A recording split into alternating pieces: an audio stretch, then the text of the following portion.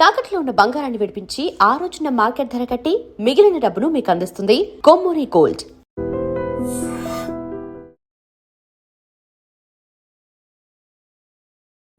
Ladies and gentlemen, welcome to iDream media. నేను ప్రియదర్శన్, నాతో పాటు శేఖర్ భాషా గారు ఉన్నారు. మాట్లాడదాం. హాయ్ అన్న. హాయ్. నమస్తే అన్న, బాగున్నారా? So first of all, Epstein files అని ఈ మధ్య మొత్తం ఇంటర్నేషనల్ లెవెల్లో, ఈవెన్ ఇక్కడ లోకల్లో రూరల్ ఏరియాస్లో కూడా మాట్లాడుకుంటున్నారు. మొత్తం అట్టుడికిపోతుంది, ఇంత సీరియస్ మ్యాటర్ ఇంత జరిగిందా అని చెప్పి. ఇప్పుడు దాని గురించి చిన్మయ్య గారు వేరే ట్వీట్ అయితే చేశారు.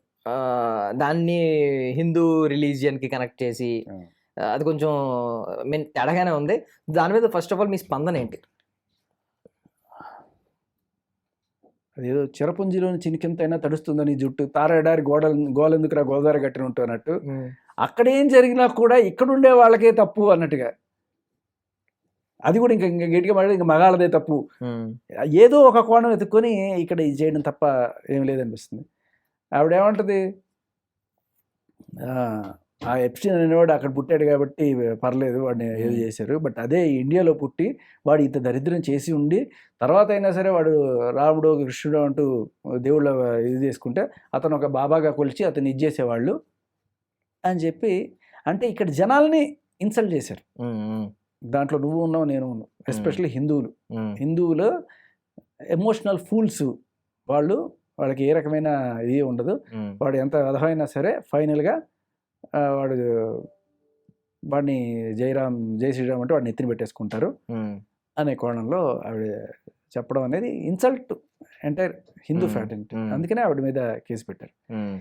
ఆవిడకి ఇక్కడ ఉండే జనాలతో అంత ప్రాబ్లం ఉన్నప్పుడు ఎందుకు ఇంత కష్టపడి ఇక్కడ ఉండడం? ఇటువంటి మీ ప్రపంచంలో మీ చుట్టుపక్కల ఉండే హిందువులందరూ కూడా ఇంత దరిద్రులు అనుకున్నప్పుడు ఎందుకు ఇక్కడే ఉంటారు?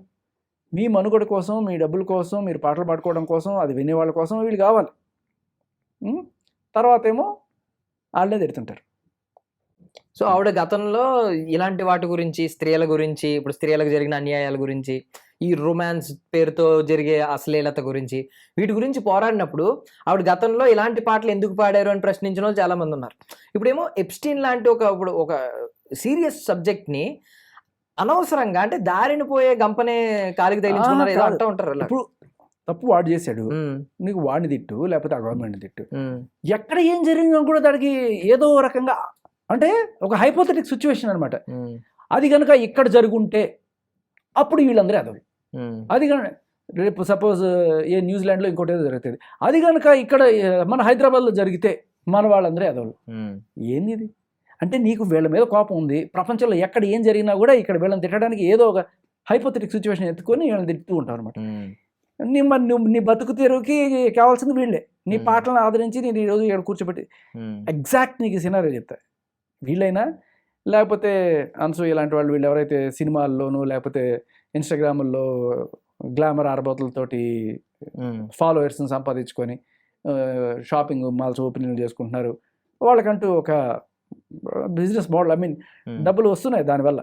ఎలా వస్తున్నాయి? చాలామంది ఇలాంటి వాళ్ళు, నాలాంటి వాళ్ళు ఎవరో చూసి చెప్పి లైకులు కొట్టడం, వ్యూస్ చూడడము, దీన్ని బట్టి వాళ్ళకి వస్తున్నాయి. ఇప్పుడు ఎలా అంటే, నువ్వు ఎద్దుల బండి ఉంటుంది, ఆ ఎద్దుల బండిలో నువ్వు వెళ్తుంటావు, టాంగాలు ఉంటాయి కదా, నీ దగ్గర ఒక కొరడా ఉంటుంది, ఆ ఎద్దులు కొడితేనే ముందుకు వెళ్తా ఉంటాయి.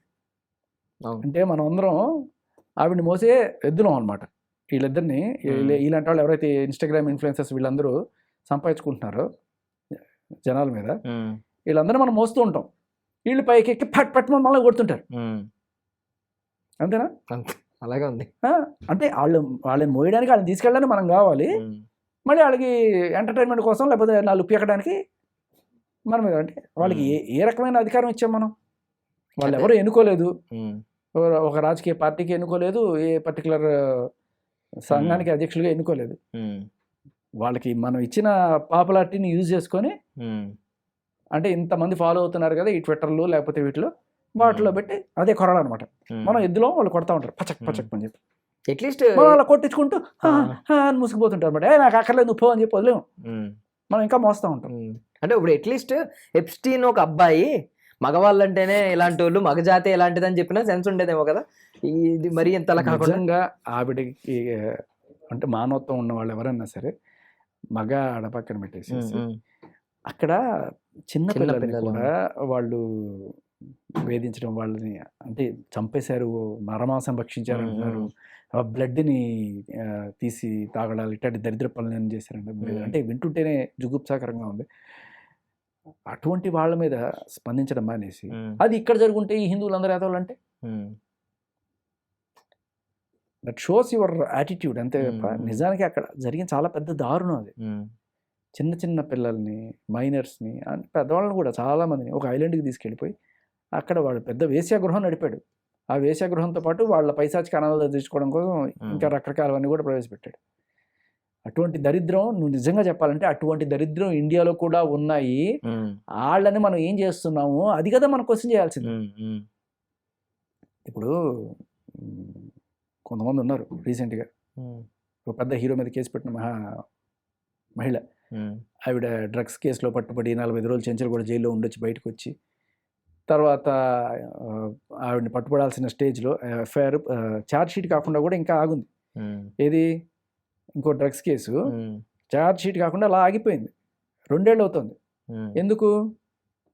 ఎందుకంటే అదే పోలీస్ ఆఫీసర్తో ఎఫ్ఐఆర్ ఏదో పెట్టుకొని ఆయన ఏకంగా ట్రాన్స్ఫర్ అయిపోయే స్టేజ్ ఉన్నాడు.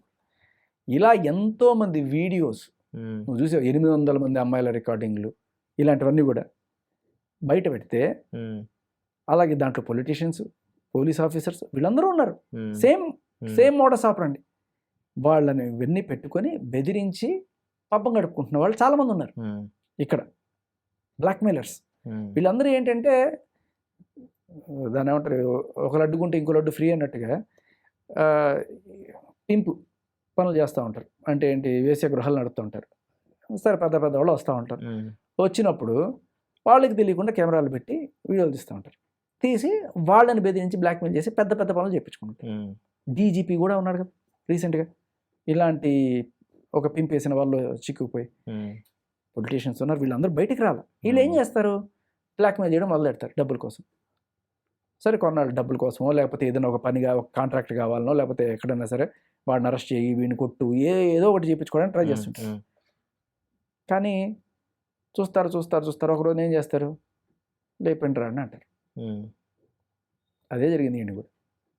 ఎప్స్టీన్ అనేవాడు చాలామంది ఇలా తీసి బెదిరించి పాపం గడుపుకున్నాడు చాలా రోజులు. అల్టిమేట్లీ ఫైనల్గా అదే జరుగుతుంది. ఎవడు చంపాడో కూడా తెలియదు. ఎంతమంది ఉంటే ఒకటినే టార్గెట్ చేసాం అనుకో, వీడియో చంపాడు అనుకోవచ్చు. వందల మంది పొలిటీషియన్స్, సెలబ్రిటీస్, ఎలాన్ మస్క్ కూడా ఉన్నాడంట. ఆయన ఎందుకు వెళ్ళాడు అర్థం కాదు. ఎలాన్ మస్క్ కంటే నన్ను సర్ప్రైజ్ చేసింది ఏంటంటే స్టీఫెన్ హాకింగ్ ఫోటోలు చూపిస్తున్నారు.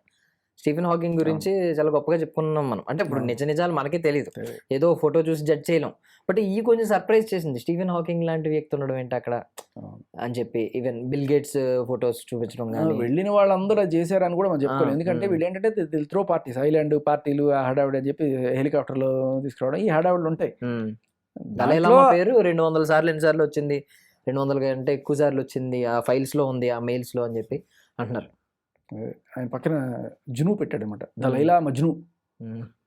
దలైలామా పక్కన జును పెడితే ఈయన అదే ఎలాన్ మస్క్ అంటే ఆయన ఎలోన్ మస్క్ అనుకుని ఉంటాడు. ఎలోన్గా ఉన్నాడు పాపం, ఎవరైనా అంటగడదని చెప్పి తీసుకెళ్ళాడేమో. కానీ ఇటువంటి దరిద్రపు అంటే ఎవరు తీసిన గుంటలో వాళ్ళే పడతారు అన్నట్టుగా చాలా మందిని బెదిరించి బ్లాక్మెయిల్ చేసి పాపం గడుపుకున్న వాళ్ళందరికీ ఫైనల్గా ఇదే గతి పడుతుంది. నేను అదే చెప్తున్నా, మనం నేర్చుకోవాల్సింది ఏంటంటే అక్కడ జరిగితే ఇక్కడ హిందువులు వాళ్ళే కాదు, ఇక్కడ ఇటువంటి ఘనకార్యాలు చేసేవాళ్ళు చాలామందే ఉన్నారు. ఇప్పుడు ఆ డీజీపీని బెదిరించి ఆ వీడియోలు పెట్టి పని చేయించుకుంటున్న వాళ్ళు ఎవరైతే ఉన్నారో వాళ్ళు ఎవరు, వాళ్ళని పట్టుకోవాలి కదా పట్టు. వాళ్ళ దగ్గర ఇంకా ఇటువంటి ఎన్ని ఇవి ఉంటాయి. అలాగే ఇక్కడ 2 ఏళ్ల పాటు ఒక కేసు అసలు ఒక్క ఇంచు కూడా ముందుకు వెళ్ళలేదంటే డ్రగ్స్ కేసు. రేవంత్ రెడ్డి గారు ఏమో పైన డ్రగ్స్ మీద ఉక్కుపాదం అంటారు. ఏది ఉక్కుపాదం? 4 పోలీస్ ఆఫీసర్లు రికార్డులు జేబులో పెట్టుకుంటే అవ్వడు ఏమీ చేయలేరు, కామ్గా చోద్యం చూస్తుంటారు అనమాట. వాళ్ళతోనే ఎఫ్ఐఆర్లు పెట్టుకొని, వాళ్ళ రికార్డింగ్లు పెట్టుకొని వాళ్ళని బెదిరించి పబ్బాలు గడుపుకుంటారు. దీనికి ఏం చేయాలి, ఎలా వీటికి చెక్ పెట్టాలి అనే దాని గురించి జరిగితే ఒక హెల్తీ డిస్కషన్ అవుతుంది. ఈవిడేమంటది, ఇక్కడ జై శ్రీరామ్ అంటే వీళ్ళు వదిలేస్తారు, ఇదే కాదు. ఆవిడ ఇంతకుముందు కూడా కాస్టింగ్ కోచ్ జరుగుతుంది అంటే, మరి సొల్యూషన్ ఏంటి? ఇప్పుడు రాహుల్ రవీంద్ర గారు తీసిన సినిమాలో మేము ఈ పద్ధతి ఫాలో అయ్యాము, దీనివల్ల ఇంకోసారి కాస్టింగ్ జరగదు, మీరందరూ కూడా ఈ పద్ధతి ఫాలో అవ్వండి. సొల్లు చెప్తారు, సొల్యూషన్ చెప్పరు. మాకు సొల్యూషన్ కావాలి, సొల్లు వద్దు, అంతే. థ్యాంక్ యూ అన్న, thank you so much for your valuable. And for more videos, Please subscribe to iDream. Please subscribe to iDream. Please subscribe iDream. And please subscribe to iDream. For more videos, subscribe to iDream. please like, share and subscribe to the channel. Congratulations, iDream. Subscribe to iDream. Subscribe to iDream. So subscribe to iDream Media. iDream ki iDream team andarki huge congratulations. Please subscribe iDream Media. Please subscribe to iDream. Subscribe iDream. Please subscribe to iDream. iDream అంటే నా కళల channel subscribe చేసుకున్న నోరు తిరుగుతలేదు, మీరైతే గంట గుర్తు కొట్టండి. For more such videos, please subscribe to iDream. Subscribe to iDream. Please subscribe to iDream. Please subscribe iDream Media. Please do subscribe to iDream. Please subscribe to iDream Media. For best entertainment and information, please subscribe iDream. And don't forget to subscribe to iDream.